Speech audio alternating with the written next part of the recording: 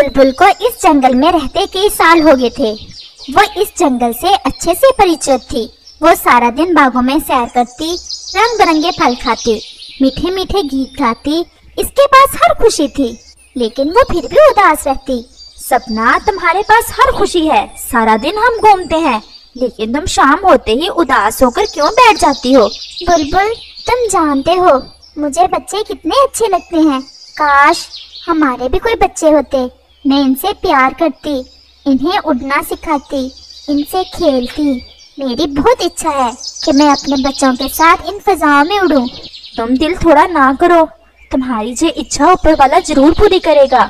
ऐसे ही दिन और रात गुजरते गए और फिर एक दिन बुलबुल बहुत खुश थी। आज उसकी दुआएं पूरी हो गई थी और उसने 2 अंडे दिए थे।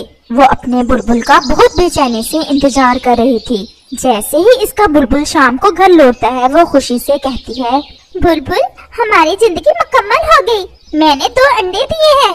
क्या? ये तो बहुत खुशी की बात है। अब तो तुम्हारी सारी उदासियां मिट गईं। हाँ, अब मुझे जिंदगी की असल खुशी मिल गई।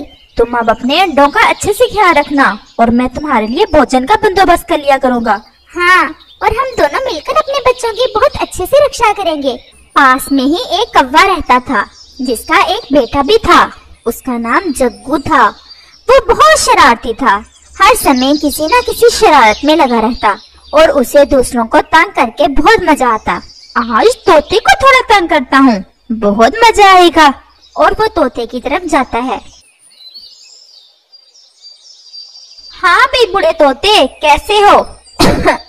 शर्म करो, तुम्हारे बाप से बड़ा हूँ मैं। अपने बोलने का तरीका देखो, अपने बाप से भी ऐसे ही बोलते हो। हाँ तो और क्या, अपने बाप को मैं संगीत सुनाता हूँ। जाओ, दफा हो जाओ यहाँ से। मैं तो मजाक कर रहा था। वो असल में मैं गुजर रहा था, चिड़िया आंटी अमरूद बांट रही थी, इसने मुझे भी अमरूद दिया और एक आपके लिए भेजा है, ये आप खा ले। और तोता उसकी ये बात साफ समझकर जैसे ही अमरूद को खाता है, इसकी चोंच सख्त चीज से टकराती है। कौवे ने इस अमरूद में कैंकरियां डाली हुई थी और तोते की चोंच टूटते टूटते ही बचती है। और तोता जैसे ही कौवे की तरफ बढ़ता है, कौवा दूर हो जाता है। उल्लू बनाया, बड़ा मजा आया, उल्लू बनाया, बड़ा मजा आया। जाओ, दफा हो जाओ यहाँ से। अपने बाप को बनाओ जाकर उल्लू। और फिर ऐसे तोते को तंग करने के बाद कौवा वहाँ से चला जाता है। बुलबुल, मैं बहुत दिनों से घोंसले में ही हूँ। आज थोड़ी नदी की तरफ जाने को दिल कर रहा था मेरा। हम कुछ ही देर में लौट आएंगे। हाँ चलो, कोई बात नहीं, लेकिन हम जल्द ही वापस आ जाएंगे। और वो दोनों नदी की तरफ चले जाते हैं। वो जैसे ही जाते हैं, जग्गू कौवा वहाँ आ जाता है। वाह जी वाह, 2 अंडे बुलबुल के, और मुझे पता ही नहीं। और वो जल्दी से बुलबुल का एक अंडा तोड़कर पी लेता है और वहाँ से भाग जाता है। जैसे ही बुलबुल वापस आते हैं, अपना एक अंडा टूटा देखकर रोने लगते हैं। ये क्या हो गया? मेरा एक अंडा कौन पी गया? मैंने क्या बिगाड़ा था किसी पक्षी का जो मुझसे ऐसे किया? ये शरारत है किसी पक्षी की, मैं पता चला लूंगा। तुम अब धीरज रखो और शुक्र करो कि कम से कम एक तो छोड़ गया वो जालिम। अगर ये भी खा जाता तो हम तो जीते जी ही मर जाते। वो ऐसे बातें कर ही रहे थे कि तोते का बेटा वहाँ आ जाता है। बुलबुल अंकल, आप क्यों रो रहे हो? और बुलबुल उसे सारी बात बताते हैं। ये काम पक्की बात है, अभी जग्गू कौवा करके गया है। मैं भी इसके घर ही जा रहा हूँ इसके बाप को बताने। इसने अभी अभी मेरे पापा जी से भी शरारत की है। इसके अलावा कोई ऐसा नहीं है हमारे जंगल में, वो है जिसने सबकी नाक में दम कर रखा है। आप भी मेरे साथ चलो और हम पूछते हैं उससे। और वो दोनों कौवे के घर की तरफ चले जाते हैं।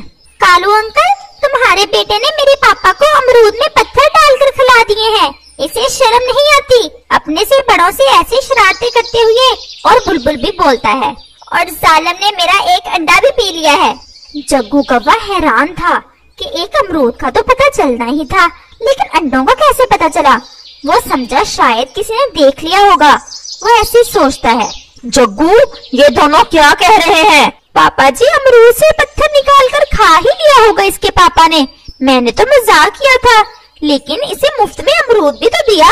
और पापा जी, 2 अंडे थे इस बुलबुल के, अगर मैं दोनों ही पी लेता तो फिर मैंने तो भला ही किया इस बुलबुल का, जो एक छोड़ दिया और एक पी लिया।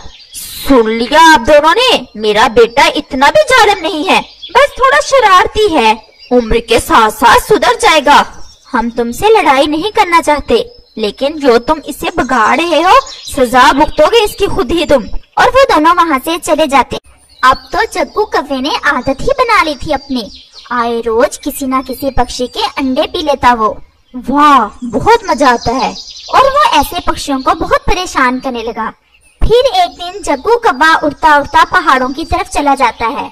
ये अंडा तो काफी बड़ा है, पेट खूब भरेगा आज तो। वो ऐसे सोचता है, लेकिन उसे शायद पता नहीं था कि ये तो चील का अंडा है। वो कुछ भी सोचे बगैर अंडा तोड़ता है और पी लेता है। तोता बेटा ये सब देख रहा था। वो जल्दी से चील के पास जाता है। चील आंटी, आपने कभी हमें नुकसान नहीं पहुंचाया। आप बहुत अच्छे से रह रही हो इस जंगल में, लेकिन एक बुरी खबर है तुम्हारे लिए। जग्गू कव्वे ने तुम्हारा अंडा तोड़कर पी लिया है। क्या? ये तुम क्या कह रहे हो? हाँ आंटी, मैं सच कह रहा हूँ, आप खुद जाकर देख लें। और चील जल्दी से अपने घर लौटती है और अपना अंडा टूटा हुआ देखकर आग बगोला हो जाती है। वो पूर्व से अपने सारे परिवार को बुला लेती है और उन्हें सारी बात बताती है। तुम रो नहीं मेरी बच्ची, बस हमारे साथ चलो और हमें दिखाओ इस जग्गू कव्वे का घर। अब हम देख लेते हैं इसे। और वो चीलें जग्गू के घर की तरफ चली जाती हैं। कौन है जग्गू? क्या क्या हुआ चील जी? तुम्हारे जग्गू ने हमारा अंडा पिया है, अब इसकी सजा भुगतने के लिए तैयार हो जाओ। कव्वा मदद के लिए पुकारता है, लेकिन कोई भी पक्षी इसकी मदद को नहीं आता। और वो चीलें जग्गू को उठाकर पहाड़ों की तरफ ले जाती हैं और उसे चट्टानों पर पटक पटक कर मार देती हैं। कालू कव्वा बहुत रो रहा था। अब रोते रहो सारी उम्र, इसमें जग्गू का कसूर कम और तुम्हारा ज्यादा है। अगर तुमने इसे शुरू से ही समझाया होता और इसकी अच्छे से परवरिश की होती तो आज ये दिन न देखते। लेकिन अब कालू कव्वे के पास पछताने और रोने के सिवा कुछ नहीं था। इस कहानी से हमें सीख मिलती है कि माँ बाप को हमेशा अपने बच्चों पर नजर रखनी चाहिए। उन्हें खिलाएं तो सोने के चम्मच के साथ, लेकिन हमेशा शेर की आंख से देखें ताकि बड़े होने पर वो उनके लिए मुसीबत ना बने।